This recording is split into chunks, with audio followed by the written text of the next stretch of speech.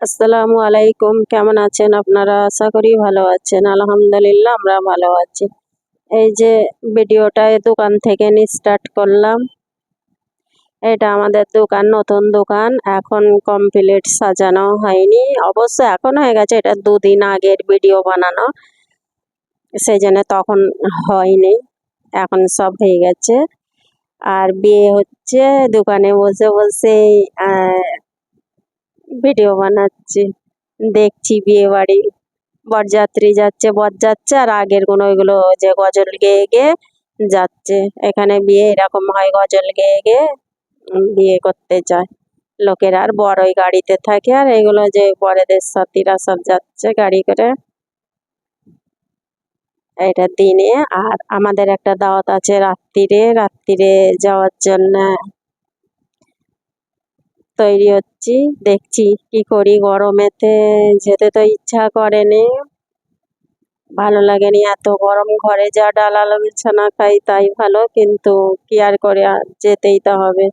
দাওয়াত দিয়েছে গরমে বলে কি সব দাওয়াতকে এরকম ছেড়ে দিলে তার হবে না, কিছু কিছু দাওয়াত তো অ্যাটেন্ড করতেই হবে।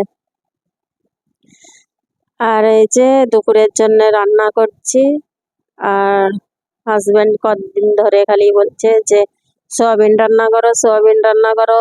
সোয়াবিনের জন্য পুরো দিমাগ খাচ্ছে কবে করবে। সেই জন্য আমি বলি তাহলে আজকে তো একবেলা খাওয়া হবে, রাত্রিরে তো দাওয়াতে যাওয়া হবে, তাহলে ঠিক আছে আজকে করেই দিই সোয়াবিনটা। যে সোয়াবিনটা প্রথমে পানি দিয়ে ফুটিয়ে নিয়েছি, তারপরে তাকে পানি নিচড়ে হালকা তেলে ফ্রাই করে নিয়েছি।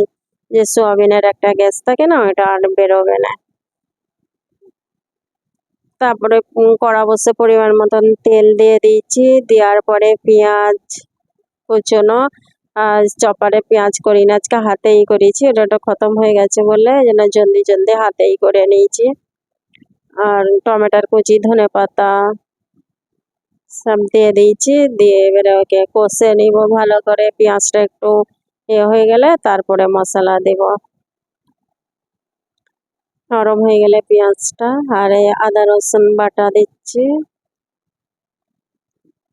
আর যা মশলা লাগে সব তো একই, আর বলার তো আর কিছু নেই, সবই এই যে সব কিছু মশলা A to Z যা ছিল, বিরিয়ানির মশলা থেকে খড়গপুরি, হলদি গুঁড়ো, লঙ্কা গুঁড়ো, পরিমাণ মতো নুন, ধনে জিরে, গোল গুঁড়ো, মানে সব মশলা যা যা ছিল সব দিয়েছি। আর এই যে সোয়াবিনটা দিয়ে ভালো করে তেলেতে ভুনে নিচ্ছি, কষে নিব ভালো করে। তার কষার পরে একটু পানি দিয়ে আর এই সয়া সস আর একটু টমেটো সস দিয়ে দিচ্ছি। সবসময় মানে এরকম সোয়াবিন রান্না করতে গেলে এমনিভাবে করে নিলে হবে না, মানে স্পেশালভাবে করতে হবে, তবে খাবে। এরকম করে করলে কিন্তু ভালোই লাগে খেতে, খারাপ লাগে না। আলু দাগ করে রেখে দিয়েছি, ছোট ছোট করে আলুকে কেটে নিয়েছিলাম, কেটে দাগ করে রেখে দিয়েছি। একটু আলুও দিয়ে দিব, কেন একটা তরকারি হলে একটু তো আলু দিতেই হবে, নাই তো হবে না। আলু দিয়ে বেশি ঝোল ফোল রাখবো নি, এরকম মাখা মাখাই করে নেব। ভালো করে কষে নিব যাতে না এই সব মশলার গ্যাস না বেরোয়, আর সোয়াবিনের যে একটা গ্যাস থাকে ওইটা না বেরোয়। ভালো করে কষে পানি দিয়ে দিব সিদ্ধ হওয়ার জন্য। মোটামুটি তো সবই সিদ্ধ আছে, বেশি তো লাগবে না টাইম। এই যে ওপরে এবারে লঙ্কা কুচিয়ে দিয়ে দিচ্ছি, যে হয়ে গেছে। আর দেখানো হয় না, পুরোই ওই রকমই ঝোলটা রেখেছি। আর এই যে চলে এসছি একটা দাওয়াতে, বহুত বড় এই একটা দাওয়াত ছিল। এই যে বিল্ডিংটা হয়েছে এই উপলক্ষে সবাইকে দাওয়াত দিয়েছে, সব সোনারিদের ঘরে দাওয়াত দিয়েছে, একটা সোনারিরই ঘর এটা, সব দাওয়াত দিয়েছে, সবাই এসছে।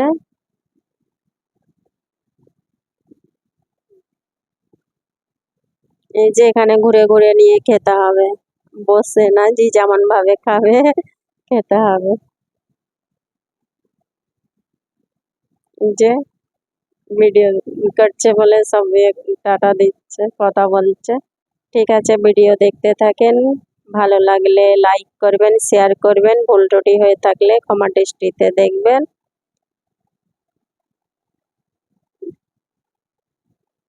এখানেই বিদায় নিব। কেমন লাগলো বলবেন। আসসালামু আলাইকুম।